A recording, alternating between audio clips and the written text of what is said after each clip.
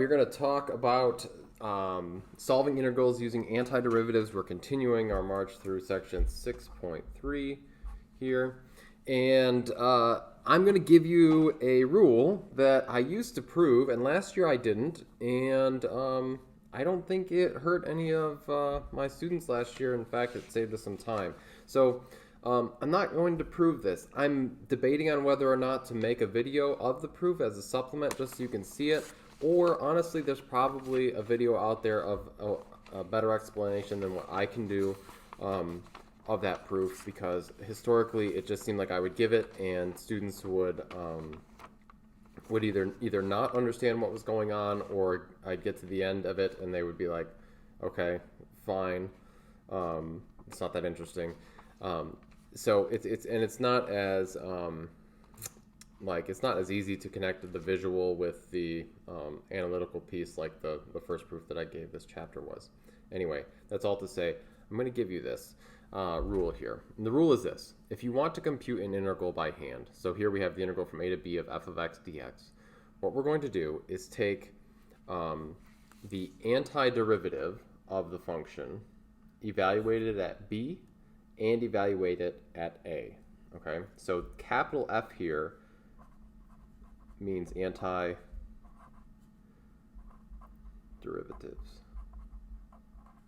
So this is the antiderivative, this is the antiderivative of f of x. And so you take the antiderivative of the function, plug in b, subtract, plug in a, and that will give you the area underneath of the curve. You might have suspected this maybe, or maybe in hindsight it will make sense. We talked about early on in this chapter that if I give you a velocity curve and you find the area underneath of it, it gives you the distance traveled, the net distance traveled. You also know that the derivative of position is velocity. So the antiderivative of velocity gives you position, or the amount of position that you've traveled at a given interval from A to B, would be the antiderivative of velocity on that same interval. Okay, so that's a very kind of coarse description, but this is how it works. Okay, so let's go ahead and do a couple examples, and then we will jump to average value of a function, which is the last topic for this section. So example number 1 here. Let's try and find the area underneath of the curve from 0 to pi of sine of x dx. All right. So following my rule, the rule here says take the antiderivative and plug in b and a. So here's what that looks like. The antiderivative of sine is negative cosine of x. We want to evaluate that from 0 to 2. Okay, this vertical bar here means evaluate. So we're going to plug in 2, and we're going to plug in 0. So we have negative cosine, oops, I don't know where I got 2, I'm sorry, pi. So we have negative cosine of pi minus negative cosine of 0. This ends up being 1 plus 1, which, as you all know, is 2. Okay, so there's the first one. Let's do one more, so you can kind of see a couple of these. Let's say that we want to find the area underneath of the curve from 0 to 2 of x squared dx. All right, to evaluate that, we'd first take the antiderivative, which is 1/3 x cubed. And we're going to evaluate that antiderivative from 0 to 2. All right, so I will take and plug in 2.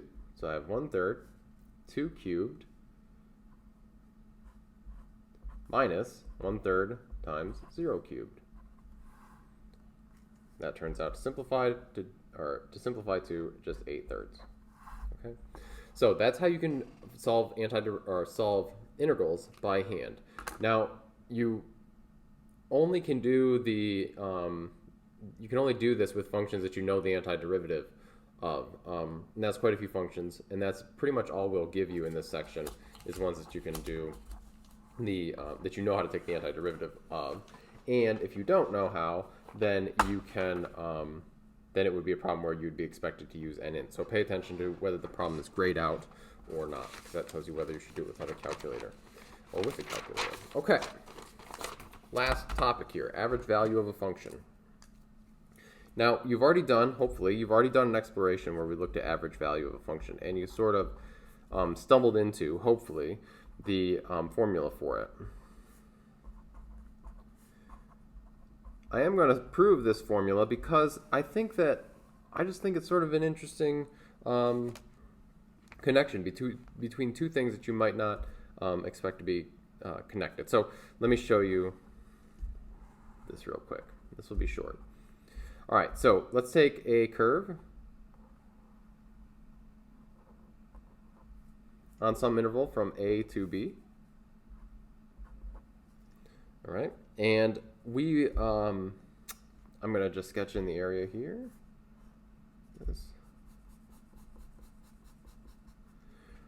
Okay, and then I'm going to do the same thing over here, right next to it. Let's see if I can get the same-ish curve here. So we'll go from A.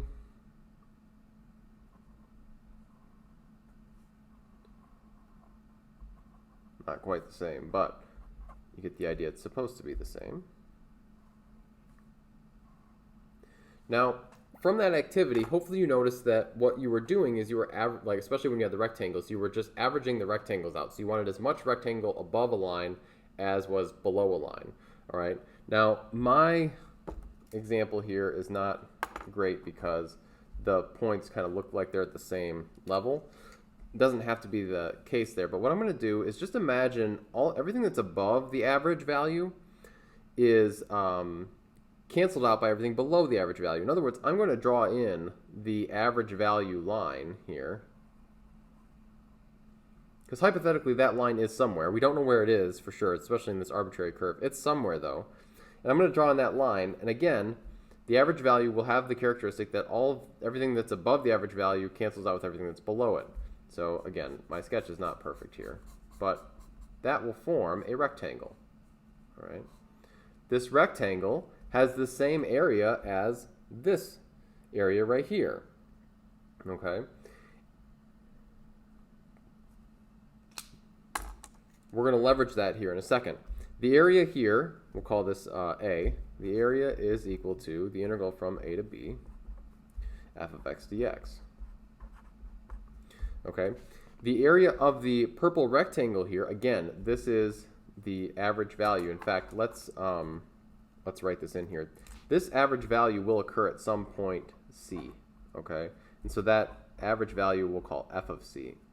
All right, so the area of the purple rectangle is going to be equal to f of C times, so that's the height of the rectangle, times the width, which is b minus a. All right. So since both of these areas are the same, then I can set these two equations equal to each other. So again, what I'm going for here is I'm trying to figure out what is f of C. I don't know what that is. That's what I'm trying to do. Since these are both set equal to a, I can set them equal to each other. So I have the integral from a to b of f of x dx is equal to f of c times b minus a. Now I have an equation where I'm trying to solve for f of c. And if I want to get f of c by itself, again, that's the average value of the function, I'm going to divide both sides by b minus a. So over here I get 1 times f of c. And we typically are not going to write the integral over b minus a. Although many of you did do that in the activity, it's fine. It's a little bit nicer if we just write 1 over b minus a times the integral from a to b of f of x dx. Those are equivalent. Okay, so there is my average value of a function formula. The formula, or the theorem for average value of a function says this: if f is continuous on AB, then at some point C in AB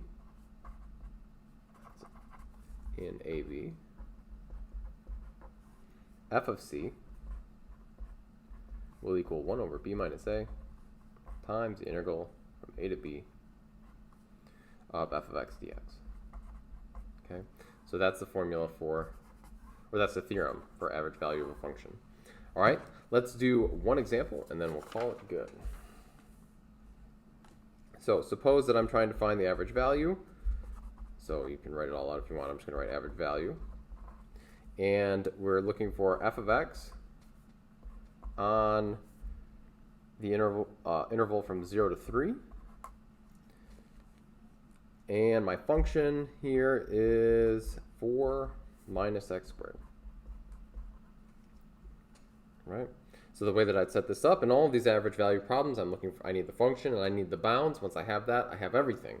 So the average value, in fact, we'll write f of c, so that's what the average value is. So f of c is equal to 1 over b minus a, so 3 minus 0, times the integral from 0 to 3 of 4 minus x squared, that's a to b, here's my function, all with respect to x. All right, now you can get this a couple of ways. You can do this by hand like we just learned, so you can antiderive 4 minus x squared and then multiply it by a third. In fact, I think we should do that because this is a slightly different problem than what we did with the other integral examples. So this will be 1/3 times, and then when I antiderive, I'm going to get 4x minus, add 1 to the power and divide by it, so minus 1/3 x cubed. And that is evaluated from 0 to 3. And then I'm going to leave that 1/3 out in front of everything. I'm going to plug in 3. So I'll have 4 times 3. In fact, let's put this in parentheses. 4 times 3 minus 1/3 times 0 cubed minus 4 times 0 minus 1/3 times 0 cubed. Okay, so I've just taken this and turned it into this expression here. Oh, actually, this is a mistake. This should be 3 to the 3rd power. Okay, so that ends up being 4 minus 3, and you end up with 1 here for the average value. So f of c is equal to 1. All right. So that's how you do the average value of a function. On some of these, you'll be able to use an int to compute that integral component. The last question that they might ask you, and I'll do it here, is what x value on that interval does the average value occur? And so what you know is that the average value is 1. And so if I said what is c? If I asked you that question, you would take 1, because you know that's the function value, and you'd set it equal to the function and figure that out, 4 minus x squared. I'll show you on the calculator here real quick.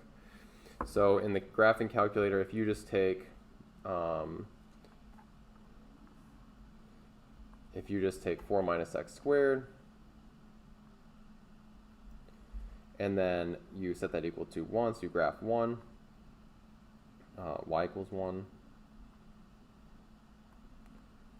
and we're only looking from 0 to 3, so that value would occur at 1.732. Okay.